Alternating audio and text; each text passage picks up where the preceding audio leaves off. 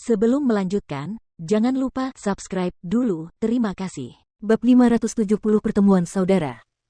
Di dalam Akademi Empat Lautan, perkelahian sewenang-wenang dilarang, dan terlebih lagi, pembunuhan sewenang-wenang dilarang.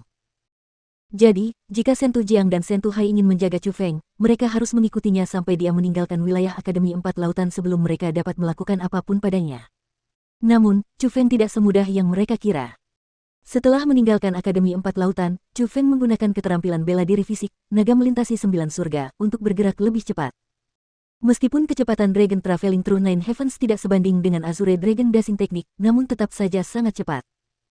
Hal itu memaksa Sentu Jiang dan Sentu Hai untuk mengerahkan segenap kemampuan mereka, namun mereka tetap tidak dapat mengejar Chu Feng.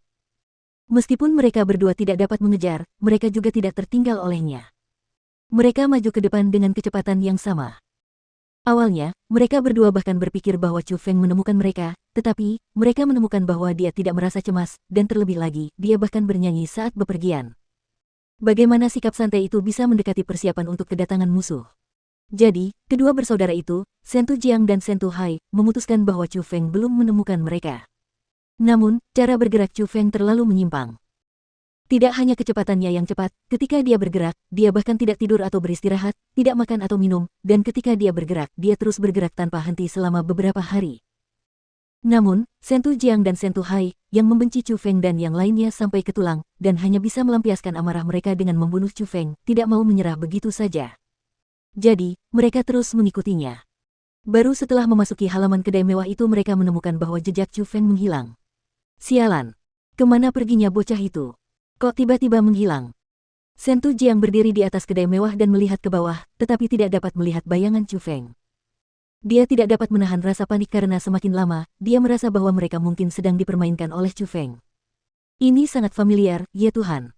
Tempat ini, bukankah ini tempat minum yang kita singgahi saat pertama kali datang ke wilayah Laut Timur? Setelah Sentu Hai mengamati dengan saksama hal-hal di bawah, dia tiba-tiba menjadi terkejut. Benar. Saat itu, masih ada orang yang berkeliaran di tempat ini, dan bahkan sangat makmur. Mengapa tempat ini hancur seperti ini? Pasti ada sesuatu yang terjadi di sini. Mendengar perkataan Sentu Hai, Sentu Jiang juga menyadari bahwa memang, itu adalah kedai tempat mereka beristirahat sebelumnya. Asteris gulu-gulu-gulu namun saat mereka tengah kebingungan, dari tengah kedai, terdengar ledakan suara aneh. Ada suara dari sana, ayo cepat kita periksa. Mendengar suara itu, ekspresi Sentu Jiang dan Sentu Hai berubah. Mereka bahkan mengira telah menemukan Chu Feng, yang dengan cepat terbang ke arah suara itu. Ini, apa ini? Namun ketika keduanya terbang dan melihat benda yang menjadi sumber suara itu, mereka pun buru-buru menutup mulut dan hidungnya, hampir muntah. Sebab, di bawah sana, ada lubang kotoran yang bergolak. Saat ini, gelembung-gelembung terus terbentuk dari kotoran, dan suara gulu-gulu juga terdengar dari sana. Pada saat yang sama, bau busuk yang menjijikkan menyebar ke tanah itu. Asteris boom namun tiba-tiba, di dalam lubang kotoran itu, sebuah ledakan meledak. Pada saat yang sama, seperti gunung berapi yang meletus, kotoran membumbung tinggi ke langit. Sial! Melihat benda berwarna kuning itu melesat lurus ke arah mereka, wajah Sentu Jiang dan Sentu Hai menjadi hijau. Mereka dengan cepat menggunakan keterampilan bela diri tubuh terkuat mereka dan menghindar ke samping. Hanya dengan melakukan itu mereka terhindar dari kotoran itu. Haha, akhirnya aku keluar. Namun, saat mereka berdua merayakan keberhasilan mereka menghindari malapetaka tersebut, tiba-tiba terdengar suara gembira di langit yang dipenuhi kotoran. Melihat ke arah asal suara tersebut, Sentu Jiang dan Sentu Hai langsung tercengang, bahkan mereka menggosok mata dengan cepat karena tidak berani mempercayai kejadian di depan mata mereka. Karena, pada saat itu juga, mereka mengenali orang yang berdiri di udara dan tertawa terbahak-bahak. Dia adalah jenius nomor 1 dari dinasti Sentu, Sentu Lang. Kakak Sentu Lang, benarkah itu kamu? Dengan emosi yang tak terbayangkan, Sentu Jiang dan Sentu Hai berteriak bersamaan. Jiang kecil, Hai kecil. Apa yang kalian berdua lakukan di sini? Melihat Sentu Jiang dan Sentu Hai, ekspresi Sentu Lang berubah, merasa sangat terkejut. Kakak, itu adalah sesuatu yang harus kami tanyakan padamu. Mengapa kamu tidak berpartisipasi dalam ujian Akademi Empat Lautan, dan mengapa kamu ada di sana? Sentu Jiang menunjuk ke lubang kotoran di bawahnya, menjawab pertanyaan dengan pertanyaan. Ah, ceritanya panjang, tapi sial, aku benar-benar mengalami nasib buruk. Mendengar Sentu Jiang menanyakan hal itu, Sentu Lang tidak menyembunyikan apapun dan secara kasar menguraikan apa yang terjadi padanya. Jadi sesuatu seperti itu terjadi. Dan setelah mengetahui bahwa Shen Tulang disegel ke dalam lubang kotoran oleh seseorang yang bahkan lebih muda darinya, Shen Tujiang dan Shen Tuhai sama-sama tercengang, merasa sedikit tidak percaya. Bagaimanapun, mereka memahami kekuatan Shen Tulang. Dia adalah jenius nomor satu dalam beberapa ratus tahun sejarah dinasti Shentu. Sebutan itu sama sekali tidak diperoleh secara salah, dan mereka bahkan merasa bahwa jika Shen Tulang berpartisipasi dalam ujian Akademi Empat Lautan, dia akan menjadi orang paling terkenal di sana. Mungkin dia bahkan akan menjadi orang terkuat dalam ujian tersebut. Namun, saat ini, kekuatan seseorang sebenarnya berada di atas Shen Tulang sementara orang itu lebih muda darinya. Bagaimana mungkin mereka tidak tercengang? Benar sekali. Little Jiang, Little Hai, saat ini, ujian Akademi Empat Laut seharusnya sudah selesai, kan? Mengapa kalian tidak menunggu di dalam akademi, dan datang ke tempat ini? Shen Tulang bertanya dengan rasa ingin tahu. Jangan sebut itu.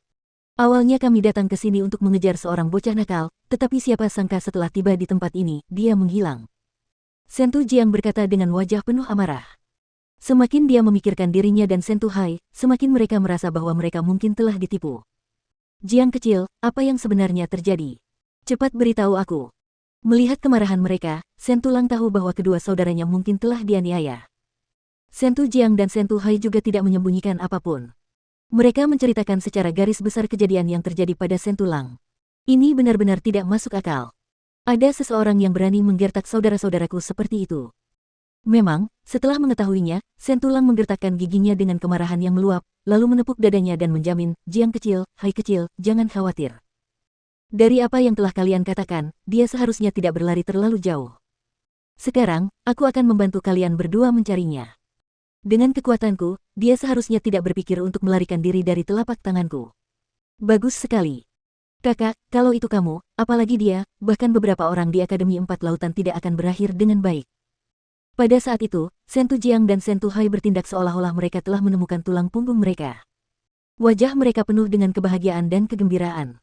Tidak perlu mencariku. Aku di sini. Namun tepat pada saat itu, suara keras dan jelas tiba-tiba meledak di udara. Tak lama kemudian, raungan naga yang dahsyat juga tiba-tiba bergema. Pada saat itu, mereka melihat angin bertiup di mana-mana di langit. Awan-awan bergerak, dan seekor naga besar berwarna biru, dengan kekuatan yang dahsyat, muncul di langit. Dan di atas kepala naga biru besar itu, berdiri seseorang. Orang itu tidak lain adalah Chu Feng. Chu Feng, kamu benar-benar berani muncul di hadapan kami. Kakak, itu dia. Dialah orang yang mempermalukan kita berdua di depan umum. Hari ini, kau harus membantu kami untuk memberi pelajaran yang baik kepada bocah nakal ini. Ketika mereka melihat Chu Feng, Shen Tujiang dan Shen Tuhai sangat gembira. Namun saat mereka menatap Shen Tulang, menanti serangannya untuk menyiksa Chu Feng selama beberapa saat, raut wajah mereka tak dapat berubah, dan dengan nada yang sangat gugup, mereka berteriak serentak, kakak, kau, ada apa denganmu?